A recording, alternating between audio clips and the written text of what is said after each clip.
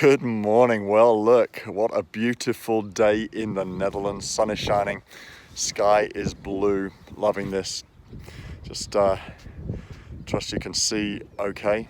Shadow on the face. I just want to share a thought with you. It's called the royal law. James in chapter 2 makes a really interesting statement.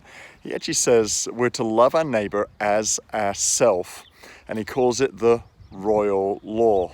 Now, this week in the UK was the opening of Parliament, which is quite a ceremony. The Queen turns up at Parliament. There is a certain ritual or process that takes place. She's there with her crown. There's no doubt in that room at that moment who is ruling the land and what kingdom she represents at all. It's a very formal ceremony, and she makes a speech, and in that speech she lays out the plan for the government, and those things are the government's commission, the royal commission for the coming months.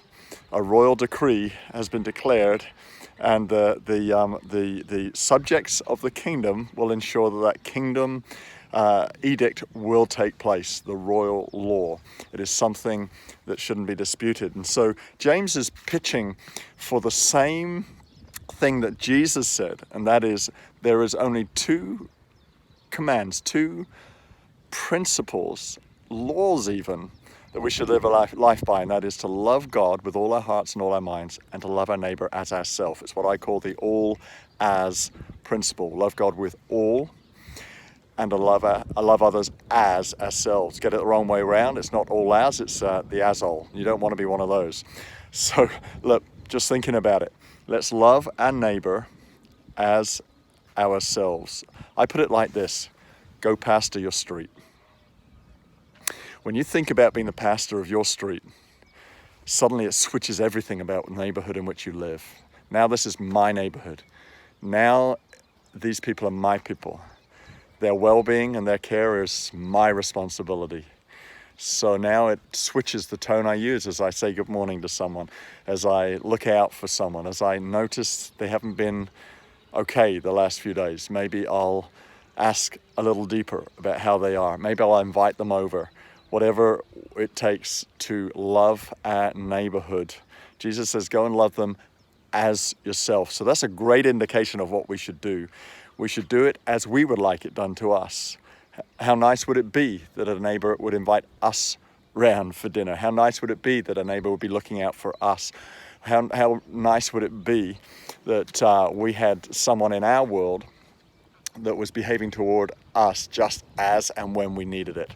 So I want to leave that thought with you. Let's go love our neighbor as ourselves. Jesus said, someone asked Jesus, who is my neighbor? So I get the fact that his answer said that our neighbor isn't necessarily the person living next door.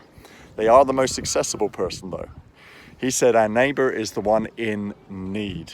In the parable of the sower, there are all sorts of soils, and the soil that bore the fruit was the good soil that had been beaten and battered by storms. The ground had been broken up and the soil was ready.